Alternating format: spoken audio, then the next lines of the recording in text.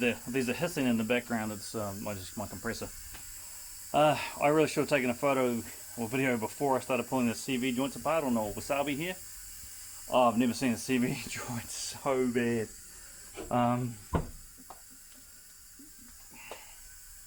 That's how the boot came off. I had to cut the side off. This is what I took out of the CV boot. I think it's wool. But the CV joints actually aren't too bad. Once I clean them up, they're nice tight, and I just give a bit of lubrication, a bit of petrol, and the air compressors blow the crap out of them, and yeah, there's no binding, no crunching. So yeah, I'll fill them back up with grease and put them back together and hit the other side. I was dreading this. I thought this was going to be an absolute major, but everything has just come off so far like clockwork. No seized nuts, no broken studs. Just yeah. So far, it's the only part of the ute that hasn't battled me the whole way. Right. So yeah, I'll get back to it. And this is the bad side. The other side, the boot's fine. There's just a tiny little slit in it, so I'm going to pull it apart and replace the boots and grease up everything anyway. But the driver's side, I thought was going to be unsavable, and I was just cringing at what it was going to be worth to buy a second-hand Harbin CV assembly. But it's fine. I am stoked. Right, mean. Well, it's been a long day in the shed playing with Wasabi, which is still his name. Both front axles are out, have been out, replaced CV boots, brake pads, fixed up the steering issue I had the other day. I had to put a new bush in it. I built machined up another bush out of umphy, and so hopefully that does the trick. Plugged up and run and relocated as many vacuum lines as I can figure out, because no instructions came with the car. I assume they expected you to be just able to do a direct replacement and sort them out. Unfortunately, they were all messed up, so it wasn't as easy. I've got most of them in the right place. It starts, runs, won't idle, but revs freely. It could be something simple as the float need to be set. I just can't be bothered today, and so I've just cleaned that up a little bit, tied it up, and just been doing various little bits and pieces. Got the heater working, put all the water pipes back in, bled the system, seems to be holding water and not leaking, but in doing so I broke the temperature sender unit, so I've ordered another one of them. So I don't know if water's circulating properly. It's got no thermostat in it, because the thermostat that I pulled out, can't do any more damage. Somebody has jammed a screwdriver in it, and you can see that it's bent there. It's not supposed to be bent, so someone's put the screwdriver in there and bent it to force it open. So I just took it out. Trying to can't find the exact one online, and no one in my city has them. So trying to track a new thermostat down, because I prefer to have a thermostat in there. And what else might I have done on it? Just pulled a couple of dents out. The tailgate had a big bow in it, so I just straightened that out. It's got a bit of rust in the deck, so the tailgate's a bit. If I had a brake press and a folder, I would reskin it, everything on it, but I don't, so I can't be bothered. Well, my brother-in-law does, but I'm not driving 5 hours each way to do that. So it's good. Hey, for what I want to use it for, it'll be fine.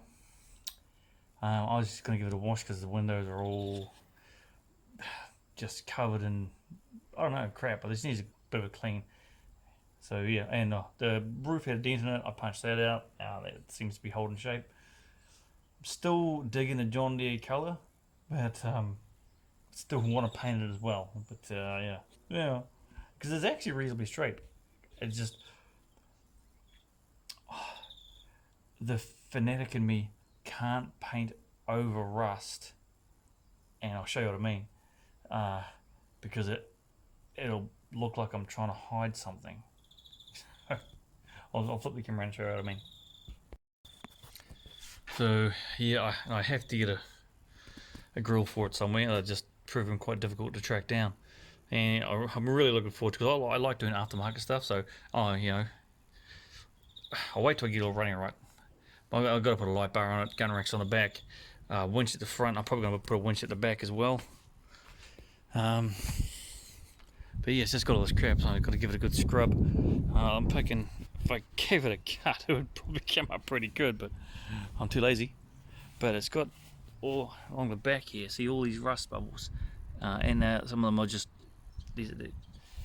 it's a lot of money to reskin it, and it's not worth it to me. So who can stay what it is? I'm definitely going to fix that there and that hole. That's the worst, but it's had a spray unit in the back of it, so I'm picking chemicals. I've just done that. Still want to get this, but it's proving hard to find this because it turns out everyone loses them and doesn't want to sell them. All this is just just don't care. I'm gonna just put a sheet of ply over it and I'll put my rooftop tent on it, to be honest. I just straighten this up, but it's a bit flimsy because it's dented and broken and rusted through there, so it's a weak point. So that is going to get some 40 by 40 angle put across that, strengthen it right up. And just the likes of that, I hate it. But to fix that, there's hours and hours and hours. I just don't know if it's worth it. I've just rust killed it, so it's probably not going any worse. So probably just get a felt pen point and write a line up here with an arrow pointing saying to fix, and that means it's done. This side's not bad, but just for what I'm going to use it for, I'm probably going to blast and paint the back. The front, I'm going to probably get a different set of rims because these are supposed to be the same size tire. Now it says 22 front and rear, but that one is closer to a 25 and that one's too small, so I'm going to get some bigger ones at the front and just get some 12-inch rims because they're a pretty common stud pattern. So that's going to be my fix to that. But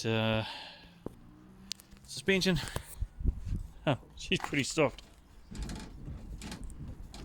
It's going to be like riding on a couch.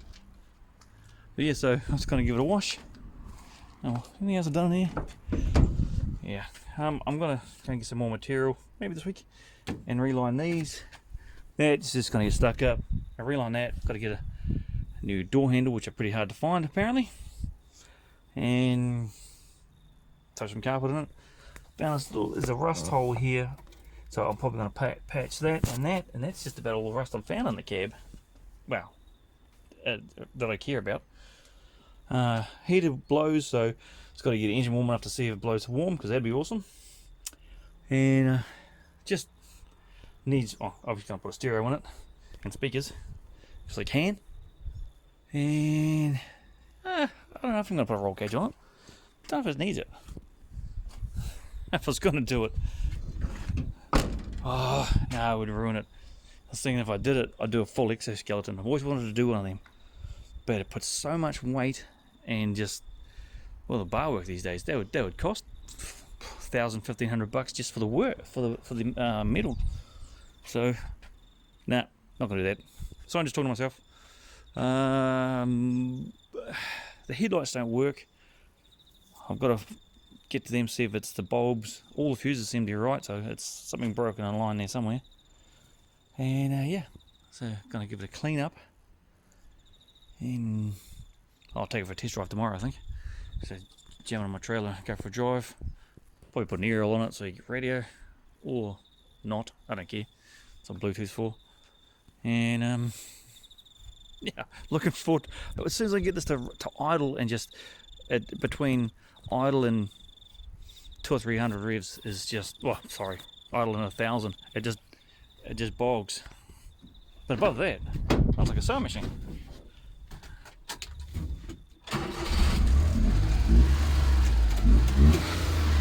No smoke, nothing. She is purring. But you've got, just there's nothing. And so you get more, goes fine, but won't idle. It could just be a float level being sorted. Really got to clean these seats. But it's been a good day. Dirty day, but who cares? And yeah, so gonna wash it and see how clean she comes up. So back again, and something I don't think I have mentioned. There's these little quad trucks here.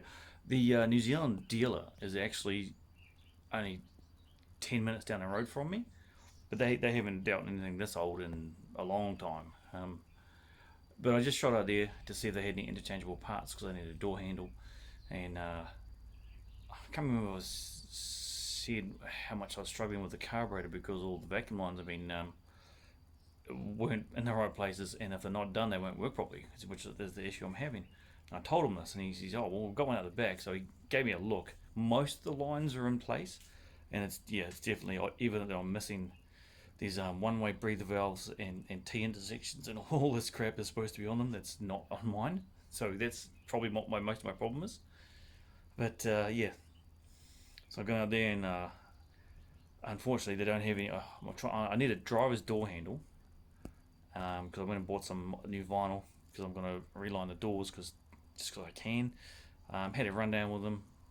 Had chat. Man, really couldn't do anything more to help me. He was so apologetic he couldn't help me because I also need a new set of front shocks on this.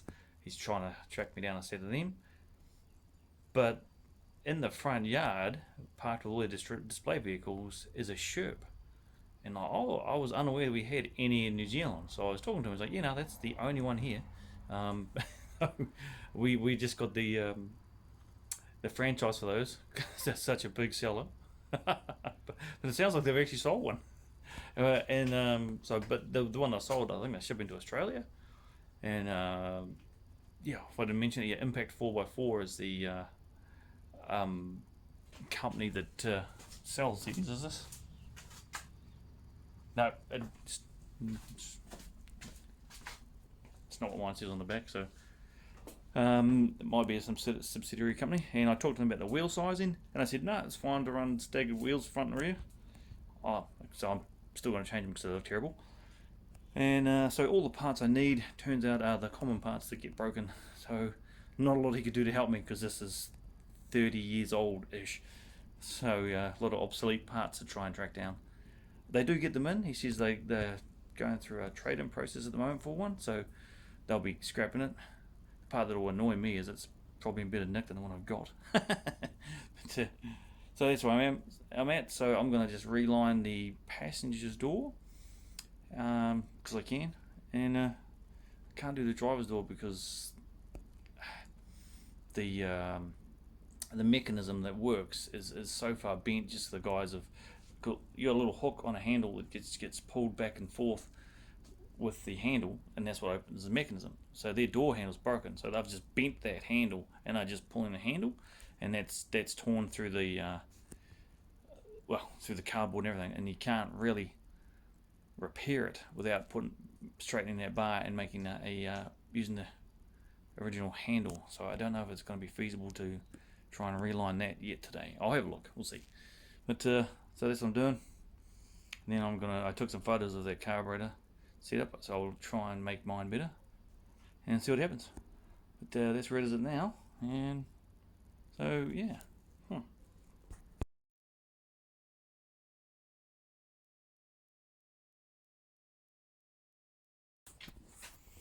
Alright, door skid number 1 done. Yeah, haven't done this for a long time, and to me it shows. Doesn't look too bad, but I just kind of do this for a living. But this is the reason I'm not touching this door, because I have to get a door handle first, then straighten all this up. Otherwise it's just going to keep ripping it apart. So yeah, I've just got to wait for that, which is annoying me because I hate looking at this when I can look at it like that. This just, it bothers me so much that I can't do anything about it at the moment. Alright, that bit done.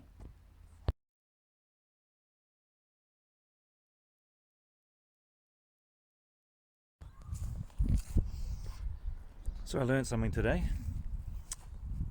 Double check your trailer before you load a car on the back of it. This just turned into be quite an expensive day because now I need a new tailgate for my ute.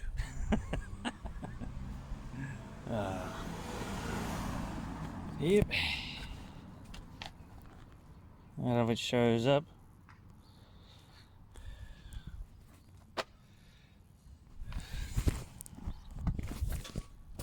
Damn it.